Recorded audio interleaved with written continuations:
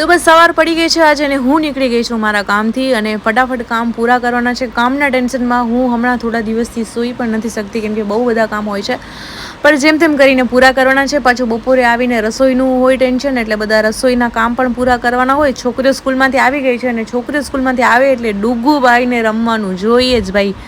ડુગુભાઈએ તો આજે ઘરમાં એટલા તોફાન કર્યા છે કે એને કાયનાત જ હેન્ડલ કરી શકે, બાકી આપણાથી હેન્ડલ થાય નહીં. દિવસ થાય છે ને કોઈ ને કોઈ બીમાર પડે છે. આજે પાછા મમ્મી બીમાર પડ્યા તો મમ્મીને લઈને હોસ્પિટલ આવી. મમ્મીને બાટલો ચડાવવાનો હતો. ડૉક્ટરે કીધું 3-4 કિલોમીટર સુધી વોક કરાવજો, એને તો સારું થઈ જશે. થોડું ઘણું રોજ વોક કરાવવાની.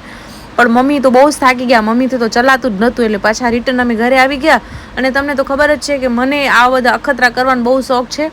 મારા વાળ મને એવું લાગ્યું કે બહુ જ ડ્રાય થઈ ગયા છે હમણાં, તો ચલો મેં કીધું થોડું એલોવેરા લગાવી નાખીએ તો સારા થઈ જાય. અને પછી પાછા અમારા ડુગુના તોફાન ચાલુ થઈ ગયા. જો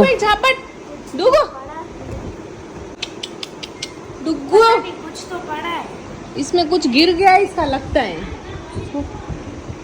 ए तू खड़ी हो जा, सोफा घिसका के निकाल लेते, सोफा फाड़ देगा. डुग्गू डुग्गू ले निकाल, अभी सोफा खींचना पड़ेगा. बहुत ज्यादा ही पीछे है. क्या है? इस साइड चला जाएगा. चला जाएगा. कैसे खींचे? इसको पकड़, डुग्गू को मैं खींचती हूँ. તો ભાઈ ડુગ્ગુનો રમકડો સોફાની નીચે અંદર જતું રહ્યું છે, તો એ ગમે એમ કરીને ગોતીને એને આપવાનું છે. આખું ઘર માંથી લીધું છે ભાઈએ. અને બસ હવે હું થાકી ગઈ છું, રાત પડી ગઈ છે, સૂઈ જઈએ, ફરી મળીશું. બાય.